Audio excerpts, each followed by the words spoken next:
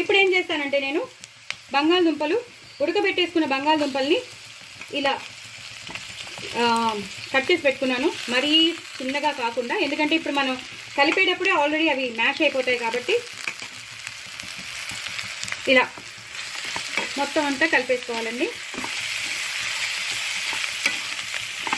ఇది ఒక 2 మినిట్స్ ఉండాలండి. ఇలా కలిపేసుకున్నాక మనం జస్ట్ మామూలుగా ఇలా బీటప్ చేసుకోవాలి. ఎక్కువ బీటప్ కాకుండా మామూలుగా బీటప్ చేసుకుంటే ఇది కలపడానికి వీలుగా ఉంటుంది. ఒక 2 మినిట్స్ తర్వాత మీకు మళ్ళీ చూపిస్తాను. చూసారు కదండి, ఇప్పుడు బాగా అంతా కలిసిపోయింది కదా. ఇప్పుడు ఆవాలు మెంతుల పొడి, రోస్టెడ్ చేసిన మెంతుల పొడి ఎంత వేసానో చూసారు కదా, చాలా తక్కువ వేసాను. ఈ టైంలోనే కొంచెం మనం వాటర్ వేయాలి. ఇదేమవుతుందంటే తొందరగా గట్టి పడిపోతుంది. సో అందుకని మనం వాటర్ వేస్తామన్నమాట.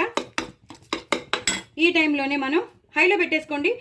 ఉప్పు వేసుకోవాలి, తగినంత కూరకి సరిపడా ఉప్పు వేసుకోవాలి. మాకైతే సరిపోతుంది, మేము తక్కువే తింటాం కాబట్టి మాకు సరిపోతుంది.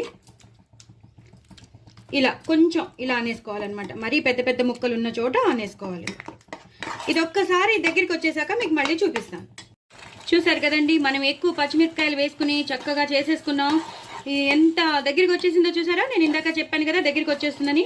ఇప్పుడు అసలైన ఇంగ్రీడియంట్స్ కొత్తిమీర ఎక్కువ వేసుకోవాలి. నేను చెప్పేది ఏంటంటే ఎక్కువ కొత్తిమీర వేసుకోవాలి, అప్పుడే దీనికి టేస్ట్. కొత్తిమీర వేసేసుకుని ఇలా పూర్తిగా కలిపేసుకుని అప్పుడు ఇంకా నేను బంద్ చేసేస్తున్నాను. ఇది ఒక్కసారి ఇలా మొత్తం బీటప్ చేసేసుకుని బంద్ చేసేసుకోవాలండి. దయచేసి నా ఛానల్ని సబ్స్క్రైబ్ చేసుకోండి, సపోర్ట్ చేయండి, నలుగురికి షేర్ చేయండి. చాలా చాలా టేస్టీ అయిన బంగాళదుంప కూర విత్ లెమన్ పిండాను. చాలా చాలా బాగుంటుంది. చపాతీలోకి బాగుంటుంది, పూరీలోకి బాగుంటుంది. దీన్నే కొంచెం చాట్ మసాలా వేసుకుని చక్కగా మనం చేసేసుకుంటే, కొంచెం పుదీనా వేసేసి చేసేసుకుంటే సమోసాలో కూడా పెట్టేసుకోవచ్చు. ఇదే సమోసా స్టఫ్ అయిపోతుంది. సో దయచేసి నా ఛానల్ సబ్స్క్రైబ్ చేసుకోండి, సపోర్ట్ చేయండి. లాస్ట్లో మాత్రం నేను బంద్ చేసేసాను. ఇప్పుడు మీరు నిమ్మకాయ పిండిన ఉంటుంది కదా, నిమ్మకాయ పిండితే మనకు వచ్చే జ్యూస్ వేసేసుకోవాలి. నేను ఒక నిమ్మకాయ తీసుకున్నాను, ఫుల్ నిమ్మకాయ తీసుకుని వేసేసాను. బంద్ చేశాక వేసానండి. నేను స్టవ్ బంద్ చేశాకనే వేసాను. నా స్టవ్ ఆఫ్ చేశాక వేసాను తప్ప ఆన్లో ఉండగా వేయలేదు.